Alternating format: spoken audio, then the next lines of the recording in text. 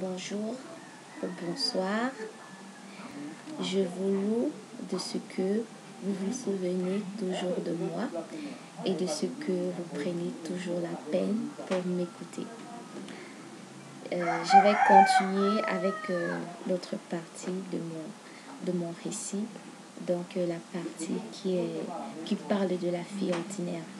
Donc aujourd'hui, je vais continuer avec le deuxième couplet de la fille ordinaire.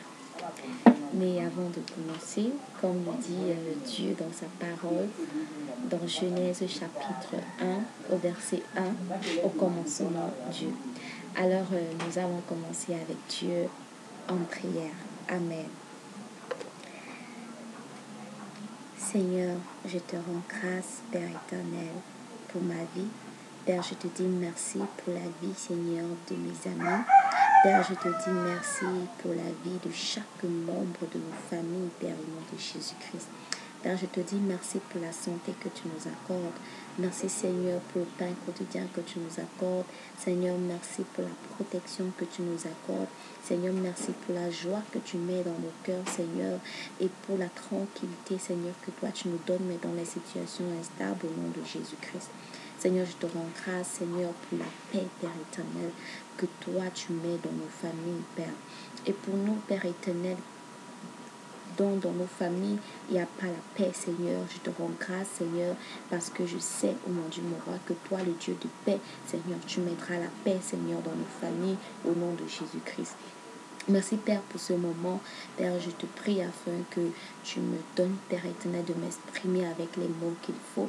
Père éternel, je prie, oh mon Dieu, mon roi, Papa, que mon ami, Seigneur, qui sera en train de m'écouter, Père éternel, qui m'écoute, Seigneur, qui écoute mon témoignage, Père, je prie, oh mon Dieu, mon roi, que tu lui donnes, Seigneur, de comprendre, Père éternel, l'expression, Seigneur, de mon cœur.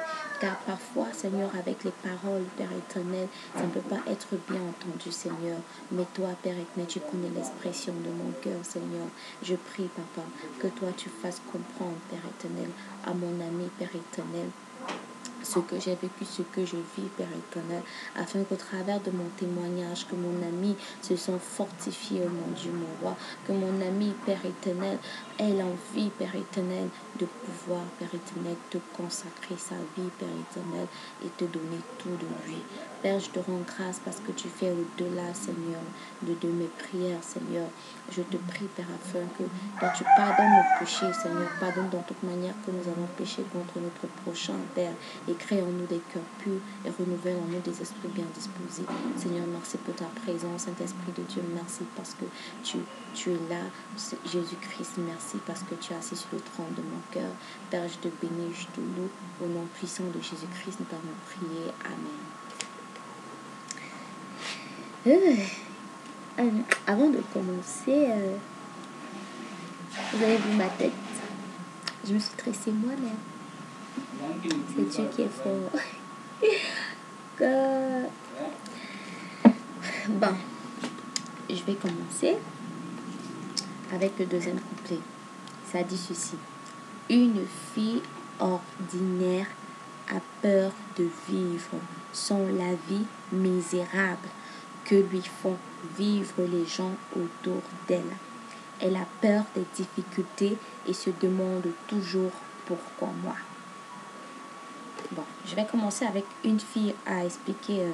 Une fille ordinaire a peur de vivre sans la vie misérable que lui font vivre les gens autour d'elle. Bon, pour expliquer cette petite partie, j'aimerais raconter une petite histoire. Un exemple, en fait, un exemple. Exemple, il y a deux jeunes qui vivent ensemble dans la même maison. Donc, ils partagent le même lit. Mais ils ne sont pas mariés. En fait, ils ne sont pas mariés. En quelque sorte, ce qu'on a l'habitude d'appeler le vie en reste, en fait. Oui. Donc, deux jeunes qui font le vie en reste. Et maintenant, ce qui est là, c'est que l'homme, il tape beaucoup sur la femme, en fait. Il tape beaucoup sur la femme. Il est brutal avec elle. Et parfois, il dit des mots durs, il insulte et tout cela. Mais maintenant, la femme, elle est toujours là, en fait. Elle est toujours là. Elle ne veut pas laisser en fait, la relation, malgré que chaque soir, l'homme la tape jusqu'à la défigurer, l'insulter devant tout le monde et tout cela. Elle reste toujours en fait. Elle reste toujours. Bon. Sincèrement, si on veut être sincère, et la plupart des temps, comme moi j'ai vu ce genre de cas, quand j'ai demandé à ces femmes, mais pourquoi est-ce que tu restes? Pourquoi? Non, mais quelqu'un t'insulte, te tape et tout cela, mais pourquoi tu restes? Et c'est là où tu entends la femme te dire, en fait, je reste parce que au début c'était bien entre nous. Et après, elle te dit aussi, de toutes les façons, ça fait déjà 6 mois qu'on est ensemble, ça fait déjà 2 ans qu'on est ensemble. Donc, si je le quitte maintenant, recommencer encore à zéro, c'est pas facile et tout cela. Ok. Oh. Donc, dans tout ça, le récapitulatif de tout ça, c'est quoi? C'est la peur. C'est la peur. C'est la peur de vivre sans la vie misérable que lui fait vivre cet homme. J'appelle ça vie misérable. Pourquoi? Parce que tu es où tu n'es pas bien en fait, tu n'es pas épanoui, tu n'es pas aimé comme il se doit, tu n'es pas pas respecté comme il se doit, mais quand même tu es là. Pourquoi? Parce que tu as peur de vivre sans cette vie misérable que t'offre cet homme. Et vice-versa, pour ceux dont c'est plutôt les hommes qui vivent dans ce cas, dans le sens où tu es avec une fille, tu ne viens pas dans la même maison, vous sortez ensemble, petit copain, petite copine, déjà qui n'est pas accepté c'est dans le Seigneur, petit copain, petite copine, et la fille, elle te trompe, en fait, elle est toujours en train de te tromper. Quand tu as de l'argent, elle est avec toi. Quand tu n'as pas de l'argent, elle part ailleurs. Et tu es au courant qu'elle te trompe, qu'elle est avec quelqu'un d'autre. Tu es au courant de ça. Mais tu es quand même là. Non, mais pourquoi? Toujours la peur de vivre sans la vie misérable que te fait vivre cette femme, en fait. Oui. Tu as peur de te donner à une autre personne parce que peut-être te dit l'autre va pas m'aimer, ou bien avec elle, c'était bien au début. Donc, c'est un peu ça. En fait, dans toutes les relations que Dieu n'est pas dedans, dans toutes les relations que Dieu n'est pas dedans, ou bien dans toute chose en fait que Dieu n'est pas dedans, c'est toujours misérable. Et la chose qui nous pousse à ne pas quitter cette chose misérable, c'est la peur. C'est la peur de vivre sans cette chose misérable. Pourquoi? Parce qu'on a peur aussi de pouvoir essayer, de pouvoir faire les choses bien. Mais il faudrait savoir que pour faire bien les choses, il faudrait être en Christ. Parce que quand tu n'es pas en Christ, quand tu es une fille ordinaire, même si tu quittes cette situation-là, tu tomberas encore dans une autre. Oui. Et ainsi de suite, ainsi de suite, ainsi de suite. Tu cesses d'être dans ce genre de situation, tu cesses de vivre une vie misérable et d'avoir peur de vivre sans la vie misérable que te font vivre les autres quand tu viens en Christ, quand tu deviens une fille ordinaire, quand tu deviens une princesse du trône céleste et quand tu deviens un prince du trône céleste, c'est uniquement ça. Parce qu'en ce moment-là, en fait, Jésus-Christ vit sa vie en toi. Et nous connaissons tous la vie de Jésus-Christ. La vie de Jésus-Christ a été une vie amour, a été une vie victorieuse. Elle a été une vie serviable, en fait. Il a tout de bien. Tout de bien. La persévérance, l'humilité. Donc, c'est ça. Et pour partir maintenant personnellement par rapport à moi, par rapport à une fille ordinaire à peur de vivre son vie misérable que lui font vivre les autres autour d'elle. Pour moi, quand j'étais une fille ordinaire, j'avais peur de m'accrocher à quelqu'un. J'avais peur de m'accrocher à quelqu'un. Dieu m'a donné quelque chose de... Je rassemble. Les gens sont toujours... ils aiment bien être mes amis et tout cela. Mais moi, j'avais peur de m'ouvrir. Peur, pourquoi? Parce que au final, j'étais toujours blessée, en fait. J'étais blessée. Et quand je me retrouvais dans une situation pareille, où je suis blessée, en fait, j'ai toujours envie encore d'aller vers la personne. Et j'ai toujours envie que la personne vienne vers moi. Et je vais toujours accepter. Pourquoi? Parce que j'ai peur de vivre sans cet amour misérable que me donne l'autre, en fait. Que me donne l'autre. Oui. Et pour ça, ça se passe plus dans les relations amoureuses. Plus dans les relations amoureuses, en fait. Quand on se dit on aime, entre guillemets. Oui. Donc, si toi, tu as déjà traversé un moment où peut-être tu es en couple et ton petit ami te quitte, ta petite amie te quitte et tu es là, et tu es là, au lieu, il te dit ne m'écris plus et elle te dit ne m'écris plus. Mais toi, tu es toujours là, tu veux toujours l'écrire, tu veux toujours savoir comment ça va, on t'insulte même, mais tu écris toujours et tout cela. On te fait mettre les chichichis en crâne, mais tu veux toujours écrire.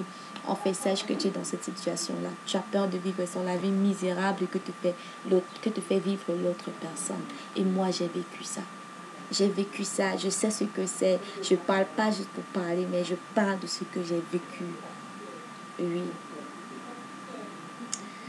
L'autre partie aussi, elle a peur des difficultés. Une fille ordinaire a peur des difficultés et se demande toujours pourquoi moi. Oui, champion. Les filles ordinaires sont championnes pour ça, les garçons ordinaires sont champions pour ça. De ma part, par rapport à peur à peur des difficultés, se demande toujours pourquoi moi. En fait, je vais prendre un exemple. Quand tu es avec des amis, tu es avec des amis. Bon, pour moi, par exemple, moi, j'ai eu plusieurs amitiés. J'ai eu plusieurs amitiés et à chaque amitié, j'ai toujours été dessus d'une façon comme une autre, en fait, d'une manière comme d'une autre. Moi, la plupart des temps, je quitte pas. C'est toujours moi qu'on quitte, en fait. C'est toujours moi qu'on quittait. Oui, c'est toujours moi qu'on quittait. Gloire au Seigneur, c'est plus ma portion. C'est toujours moi qu'on quittait, en fait. Et du coup, je me disais toujours, Seigneur, mais pourquoi moi? Pourquoi ça doit toujours m'arriver à moi? Pourquoi c'est toujours moi qui dois toujours comprendre les autres? Pourquoi je dois toujours comprendre les autres? Pourquoi moi, on ne peut jamais me comprendre? Pourquoi? Pourquoi c'est comme ça? Toujours que se demander, pourquoi moi? Pourquoi moi? Quelque chose de mal m'arrive, mais pourquoi moi? Un garçon me blesse, pourquoi moi? Et tout cela. Une amie me trahit. Mais pourquoi moi? Pourquoi il faudrait toujours que c'est moi qu'on trahit, en fait? Pourquoi est-ce que ça peut pas être l'inverse? Pourquoi c'est toujours moi? Donc, c'est un peu ça. C'est un peu ça. Et il y a aussi cette partie de... Aussi cette partie de tu as peur des difficultés, en fait. Parfois tu as peur de oser. Il y a ça. La peur de oser. Moi, j'avais ce problème-là. J'avais toujours peur de oser. J'avais peur d'oser. J'avais peur de peut-être du fait aussi que euh, bon, ma famille peut m'abandonner, du genre on ne me paye plus l'école, on ne me paye plus on me donne plus à manger, on ne me vêtit plus et tout cela. J'avais peur de cela. J'avais peur de cela. Alors je recadrais toujours ma vie, mais et tout dans ma vie, en fait, je recadrais ma vie, mon avenir seulement sur ma famille, seulement sur ma famille. Genre, si je fais quelque chose, si ma famille m'abandonne, bah, en fait, c'est un peu ça. J'avais peur beaucoup d'oser. Bref, c'est un peu ça. Peur des difficultés, peur de faire quelque chose et après il y a une difficulté. Ça, c'était moi. Ça, c'était moi. Et par rapport à d'autres personnes, il y a certaines personnes que bon, moi j'ai déjà vu des amis comme ça, tu fais un boulot, tu travailles, mais ce boulot, il n'est pas tellement facile, en fait, il n'est pas tellement facile. Mais maintenant, tu as peur de persévérer, et tu abandonnes. Pourquoi? Parce que quand c'est un peu difficile, tu dis, ah, non, c'est trop difficile, tu abandonnes. Pourtant, il faut juste persévérer. Mais même pour persévérer, en fait, il faut être en Christ. Parce que ceux qui persévèrent, ce sont des princes du trône céleste et des princesses du trône céleste. Oui. Parce que pour persévérer, il faut avoir la foi. La foi. Et la foi n'est que donnée quand tu as Jésus dans ta vie. Donc, c'est ça. C'est un peu ça. Alors, vous savez, dans notre vie, on a besoin d'être accepté. On a besoin d'être accepté par les gens autour de nous, mais ce n'est pas toujours le cas. C'est pas toujours le cas. Et malgré qu'on ne nous accepte pas, on est toujours en train de forcer. Mais en tout cas, il y a quelque chose de merveilleux. C'est que quand tu es en Jésus-Christ, tu comprends que même si les gens m'acceptent, même si les gens ne m'acceptent pas, le plus important, c'est que Dieu, lui, il m'a accepté. Dieu, lui, il m'accepte et lui, il m'aime. En parlant comme ça, je vais partager avec vous un verset biblique dans Éphésiens chapitre 1, à partir du verset 5 à 6. Il est écrit: Il nous a prédestinés dans Dieu. Il nous a prédestinés dans son amour à être ses enfants d'adoption par Jésus-Christ, selon le bon plaisir de sa volonté, pour célébrer la gloire de sa grâce dont il nous a favorisés dans le bien-aimé qui est Jésus-Christ. Donc, c'est pour que tu sois fortifié comme moi aussi, ce verset me fortifie. Peu importe que les gens m'acceptent, que les gens ne m'acceptent pas, le plus important pour moi, le plus important pour moi, parce que c'est ça qui me donne la joie, c'est que Dieu, lui, il m'accepte. Il m'accepte et il m'aime. Donc, nous sommes arrivés, en fait, j'ai fini pour cette petite partie. Je vais continuer la semaine prochaine, mercredi prochain, par la grâce de Dieu, avec l'autre partie. Alors, nous allons terminer en prière.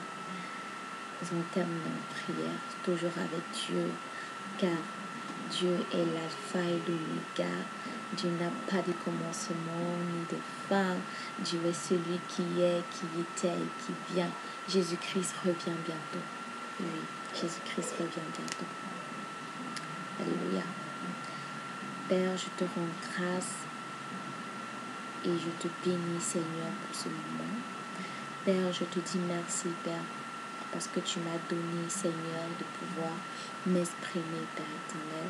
Merci parce que je sais, oh mon Dieu, mon roi, que peu importe, Seigneur, si mes explications n'étaient pas réellement, en fait, n'étaient pas bien expliquées, Seigneur, je te rends grâce parce que je sais, Papa, que toi, tu communiques, Seigneur, l'expression de mon cœur, Seigneur, au cœur, Père, de mon ami qui m'a écouté au nom de Jésus-Christ.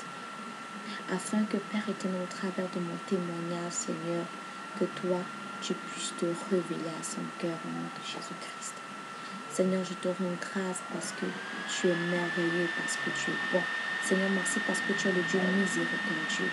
Seigneur, merci parce que tu es ce Dieu, oh mon Dieu, mon roi, qui ne considère pas si les autres nous acceptent ou alors si les autres ne nous acceptent pas. Mais toi, Seigneur, tu regardes juste à l'amour que toi tu as pour nous. Et toi, tu nous acceptes, Seigneur.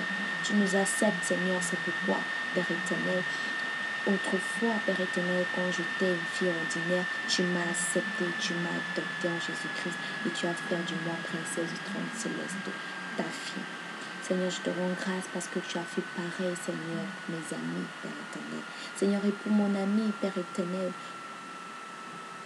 dont celui-là ou celle-là, ce n'est pas encore sa portion. Seigneur, je te rends grâce, Seigneur, parce que tu es le Dieu, Seigneur, qui est, qui était et qui vient, Seigneur. Tu es ce Dieu qui ne change pas, Père éternel. Tu demeures amour, Seigneur. Tu demeures compatissant. Tu demeures miséricordieux, Seigneur. Et c'est pourquoi je sais, Père éternel, que tu aimes aussi mon ami, là, Père éternel. Papa, je te rends grâce, Seigneur, parce que tu es magnifique, Seigneur, dans ma vie. Tu es glorieux, Seigneur, dans ma vie, dans la vie de mes amis, Seigneur, et dans la vie, Seigneur, de chaque membre de nos familles, Père éternel. Père, je te bénis, je te loue, Seigneur, pour ta majesté. Papa, reçois toute la gloire, l'honneur, la force, la puissance, Seigneur, au nom puissant de Jésus-Christ. Amen. Merci. Merci beaucoup de m'avoir écouté une fois de plus. Que le Seigneur vous bénisse abondamment au nom puissant de Jésus-Christ. Restons toujours dans la présence de Dieu et dans l'amour pour Dieu. Jésus-Christ revient bientôt. Jésus-Christ revient bientôt. Et quand il viendra nous prendre, nous qui demeurons dans la présence de Dieu et dans l'amour pour Dieu. Alléluia. Et bonne fin de soirée, ou alors bonne journée, ou alors bonne nuit.